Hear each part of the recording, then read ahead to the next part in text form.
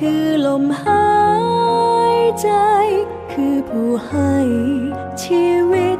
สุดเลอค่าผู้ปลุกปลอบยามพ่ายแพ้แก่ชะตา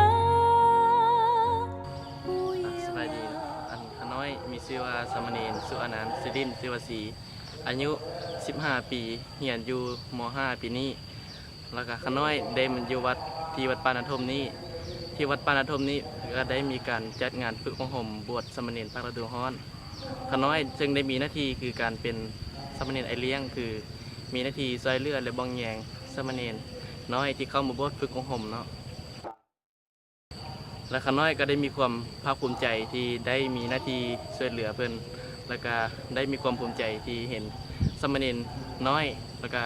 สามเณรบวชใหม่ทุกรูปที่มีความพยายามแล้วก็ตั้งใจปฏิบัติศึกษาเรียนกับพระอาจารย์อย่างมีความสุขและเบิกบานที่ได้จัดงานบวชอยู่ที่วัดป่าแห่งนี้ก็เป็นครั้งที่3นี่แล้วเนาะตั้งแต่ว่าครั้งที่1ครั้งที่2ครั้งที่3นี่มีความแตกต่างกันคือครั้งนี้จะมีสามเณรที่เข้ามา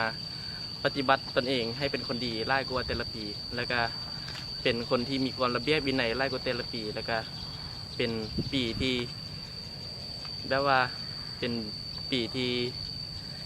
สนุกสนานเบิกบานและก็มีพระอาจารย์หลายๆองค์มาจากต่างประเทศแล้วก็ภายในประเทศลาวได้มีการให้ความช่วยเหลือแล้วก็ให้ความอบอุ่นแก่สามเณรเนาะจัดและสุดท้ายนี้ก็อยากส่วนออกตนญาติโยมที่มีจิตใจศรัทธาแล้วก็ให้มาร่วมสร้างสาระทำบุญ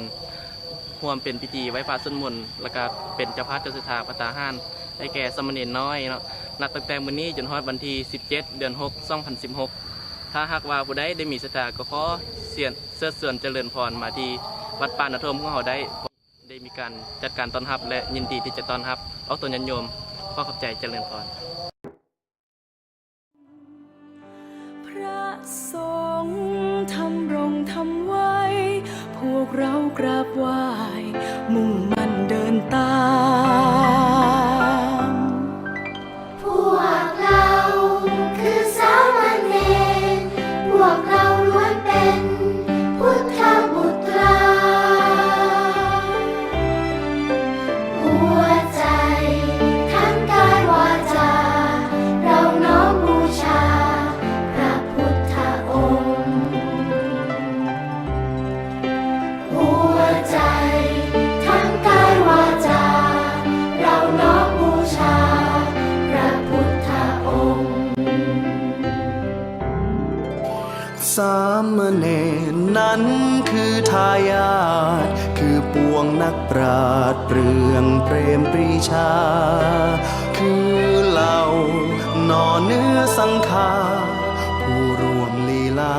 วานโปรยพระธรรม